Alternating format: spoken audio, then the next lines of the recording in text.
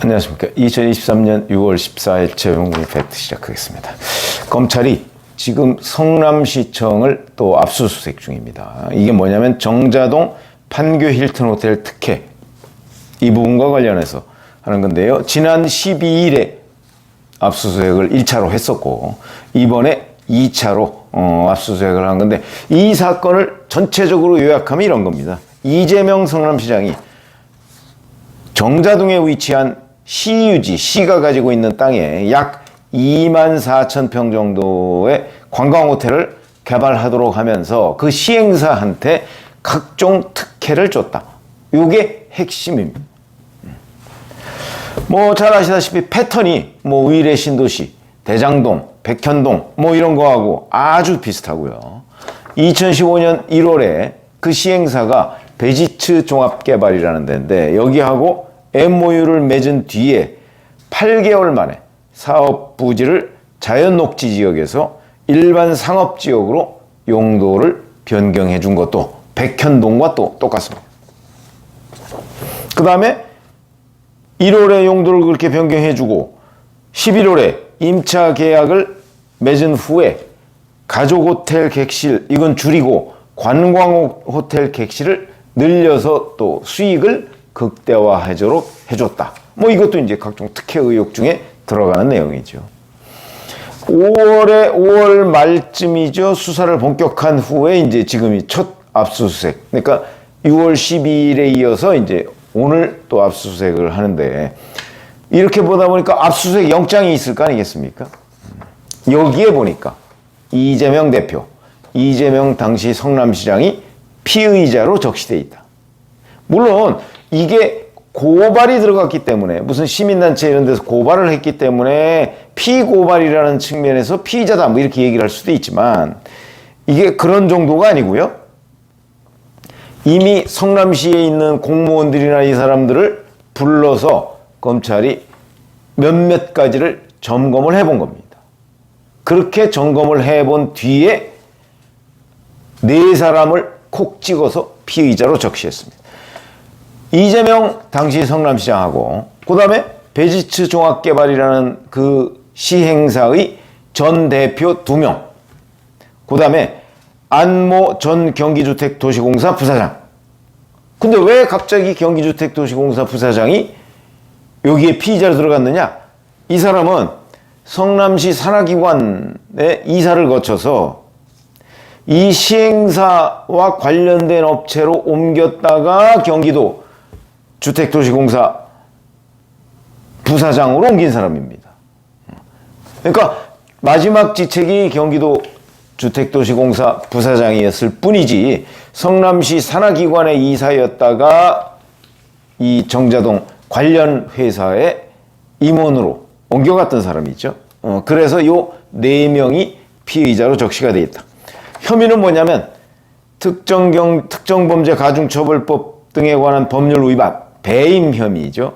그 다음에 위계에 의한 공무집행 방해, 뭐 이것 등으로 혐의가 적시되어 있다. 이런 거죠. 근데 이 고발장에 원래 정진상 당시 성남시 정책보좌관은 포함되어 있지가 않아서 아마 그래서 여기에 피의자에서 일단 빠진 것으로 보이는데 조금 더 수사를 해보면 정진상도 또 여기에도 포함되어 있을 가능성이 높다. 이런 거죠. 근데 성남시 공무원들을 상대로 이제 그 조사를 했을 때 성남시 공무원들은 우선 이 계약이 수의계약입니다. 수의계약도 억지로 만든 수의계약으로 보인다 하는 거거든요. 그러면서 무슨 외국인을 포함시켰다 이렇게 돼 있습니다. 그게 이제 검은머리 외국인, 한국인이죠 실제. 그런데 외국에 영주권이 있는 사람을 포함시켜서 그렇게 하면 또 여러 가지 특혜를 줄 근거가 된답니다.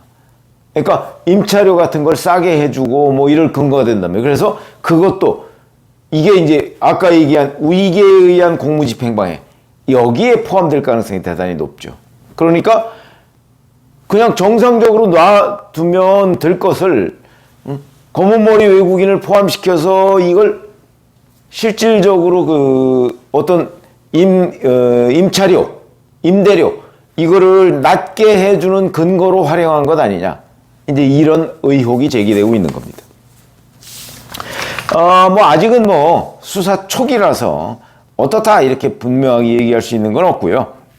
다만 성남시 공무원들이 그 수의계약 지시가 상부에서, 그러니까 이 사람들 입장에서 보면 상부라는 게 이제 뭐 정진상이나 아니면 이재명 성남시장이나 뭐 이쪽에서 내려왔기 때문에, 그래서 자기네들은 정확한 건 모른다 그러면서 이제 진술을 했기 때문에 그 부분을 중점적으로 이제 수사를 할 것으로 보이고요. 그다음에 이런 여러 가지의 특혜성 조치들, 이게 뭐 아까 제가 말씀드렸지만 우이래나 대장동, 백현동 이런 거하고 아주 똑같은 구조를 가지고 있습니다. 뭐 아직은 거기에 대해서 구체적으로 이 특혜성 조치에 대한 대가가 무엇이냐 이런 거는 현재 나와 있지 않죠. 그러니까 일단 배임, 우익에 의한 공무집행 방해 뭐 이런 부분으로 일단 입건을 해서 수사를 하고 있는 거고, 그 수사 과정에서 이제 구체적으로 또 뭐 비자금 저수지가 있다든가 아니면 뭐 그 대가를 어디에 또 어떻게 숨겨놨다든가 이런 것들을 이제 밝혀야 되는 대목이죠. 이게 똑같습니다. 그러니까 우일의 대장동, 백현동 이런 거하고 아주 똑같은 판박이 그런 수사가 될 것이다.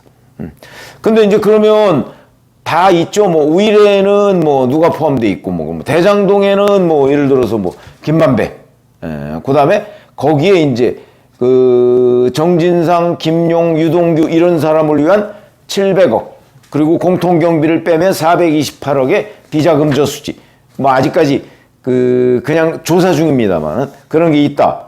백현동도 아직 비자금 저수지가 발견되지 않았습니다. 그러나 김인섭 씨라는 이재명 대표의 최측근 인사가 여기 관여돼 있다. 뭐 하는 게 이제 지금 명확하게 있고, 김인섭 씨는 현재 그 부분과 관련해서 구속돼 있죠. 이런 상태고, 그럼 여기에는 그런 의심스러운 매개체가 누가 있느냐? 근데 현재까지 검찰이 의심하고 있는 대목은 뭐 이 부분을 사실은 지금 성남시 있죠. 신상진 성남시장 쪽에서도 아마 이 부분에 이제 좀 들여다본 걸로 돼 있습니다. 그러면 거기 현재 신상진 성남시장 그쪽에서 대략 들여다본 내용을 보면 여기에도 그런 사람들이 있다. 김인섭 씨 같은 사람이 있다. 뭐 이렇게 지금 나와 있거든요. 그런 부분을 종합적으로 보면 과거 이재명 대표가 2008년에 정동영 캠프에 있었거든요. 2007년이죠. 대선 캠프 때 정동영 캠프에 있었는데, 그때 정동영 캠프에 같이 있던 사람들, 아마 그 사람들이 이 베지츠 종합개발, 그러니까 정자동 특혜와 연관되어 있을 가능성이 높다. 지금 현재는 그렇게 보고 있습니다. 그러나 일단 그 과정에서 뭐 상당한 정도의 특혜 조치가 이루어졌다. 근데 이게 만약에 정말 뭐 대가성이 없이 이루어졌다 그러면 뭐 그걸 배임 뭐 이런 걸로밖에 처벌이 안 되지만 다른 대가성이 있을 가능성이 대단히 높다. 이렇게 되어 있는데 아직 거기까지는 가지 않았지만, 어쨌든 이 부분도 다른 사건과 마찬가지로 이재명 당시 성남시장이 거의 모든 것을 특혜 조치에 결재를 한 거기 때문에 이 사건도 수사하면 또다시 적어도 이재명 대표에 대해서, 이재명 당시 성남시장에 대해서 배임죄 정도는 충분히 물을 수 있지 않을까. 그래서 오늘은 제가 정자동과 관련해서 검찰이 써놓은 압수수색 영장에 처음으로 이재명이 또 정자동과 관련해서 피의자로 들어가 있다 하는 말씀을 드렸습니다. 아마 이거는 수사가 초기이기 때문에 상당한 정도로 시간이 흘러야 실체가 드러나지 않을까 싶습니다. 고맙습니다.